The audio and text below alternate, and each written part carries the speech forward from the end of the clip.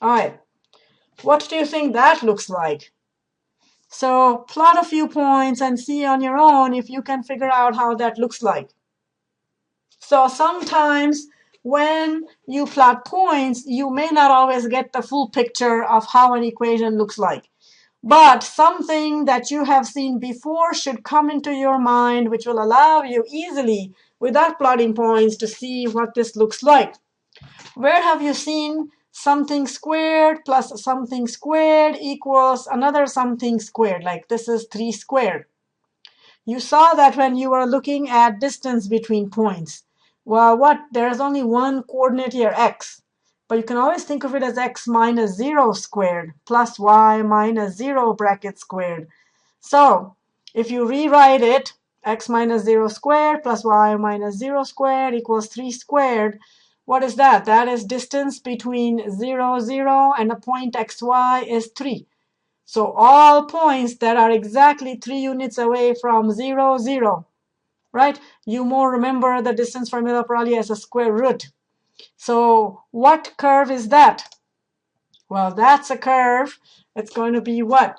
Fixed point at 0, 0 and fixed distance away, which is a circle. So 0, 0 and all points that are equidistant from it of 3 units form a circle.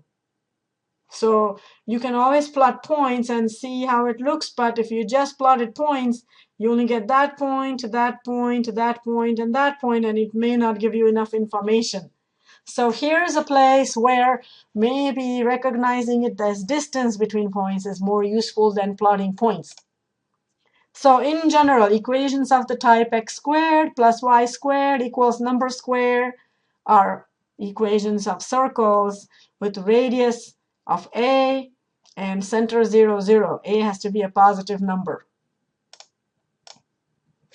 Another way to think of it is that it's an application of Pythagorean theorem. So let's say I want to find equation of a circle with center 7, 2 and radius 5. So let's just investigate that. So center is 7, 2, you want radius 5, and you want all points that are exactly 5 away. So look what happens. If I put all points 5 distance from 7, 2, those are all these points that the B is moving around on, right? Can you see that? All right, let's start looking at the point B, which is 5 units away from the center 7, 2. So if I look at all points that are exactly 5 units away from 7, 2, it will form a circle. Another way to think of it would be look at this triangle. The distance from here to here, it's y minus 2, because all the way from here to the x-axis is y, and from here to here is 2. So this green distance here is y minus 2. All the way from here to here is my x-coordinate, but from here to here it's 7. So just this red region here is length x minus 7. And what's the relationship between x minus 7, y minus 2, and 5? We have x minus 7 squared, y minus 2 squared equals 5 squared. That was the Pythagorean theorem you saw in the previous lecture. So now look, and no matter where the point B moves, you always have this right triangle, and the relationship that x minus 7 squared plus y minus 2 squared equals 5 squared stays. Can you see that?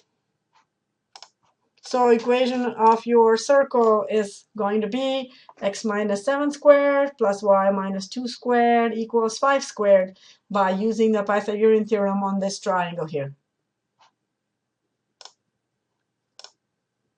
So in general then, if you have center HK and xy is any point on the circle and the radius of the circle is r, then x minus h squared plus y minus k squared equals r squared. That should be equation of the circle, center hk, radius r. When you write equation of a circle in this manner, it's called equation of a circle in standard form. All right, let's do some examples then. What do you think is the graph of this equation? Well, we can rewrite it as x minus 3 bracket squared plus y minus 2 bracket squared equals 4 squared, which is 16. And then that will tell you, since this is in standard form, that it's equation of a circle. Radius is 4 and center is 3, -2. Remember, x minus h squared, y minus k squared. hk is your center, 3, -2 is your center. So 3, -2 is your center. The radius is going to be 4, and then you have a circle. So that's what the graph of this equation will look like. All right, try this on your own. What do you think will graph of this inequality look like? It would be all points on and inside the circle of radius 2 and center 0, 0, because x squared plus y squared equals 4 is a circle of radius 2 and center 0, 0. And you want, so that would be equal to 4. Less than would mean inside the circle. If I want it greater than 4, then it would be all the outside of the circle. All right, more examples. So an equation for circle centered at 3, 5 with radius 2 is given by what? Pause the video and you see if you can write it on your own. So x minus 3 bracket squared plus y minus 5 bracket squared equals 2 squared. So instead of memorizing a formula for equation of a circle, you can always derive it from using Pythagorean theorem or knowing the distance formula, right? All right. Circle of radius 5 centered at -3, 7. Do that on your own. Imitate. It's similar to that, right? So x minus -3 squared plus y minus 7 squared equals 5 squared. And that will give you x plus 3 bracket squared plus y minus 7 bracket squared equals 25.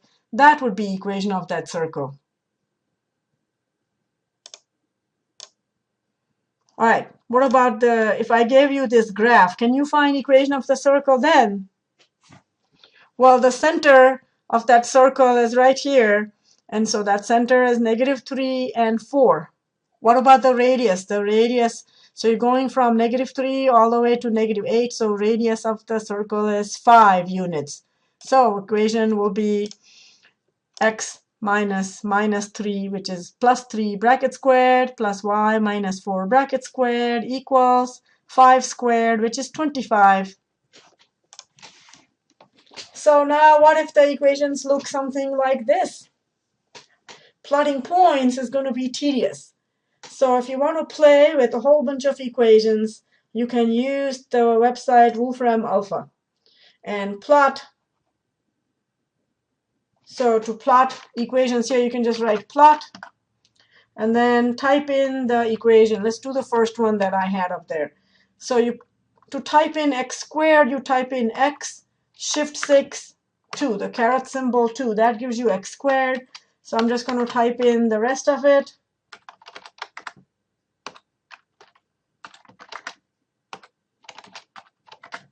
And press enter. So there are lots of graphing utilities that you can use nowadays to figure out how something looks. It gives you more freedom to play with how something is looking. So what's interesting here, look at that shape. Isn't that beautiful? I really, as a student, loved playing with curves. What if I change the -x to a +x just to play with it and see what happens? Oh, look. So -x to +x did that.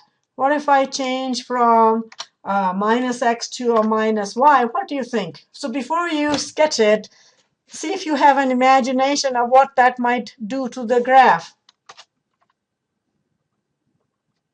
Look at that. All right, so if I really wanted a heart shape, what would I do? I change it to a +y, and then there it is.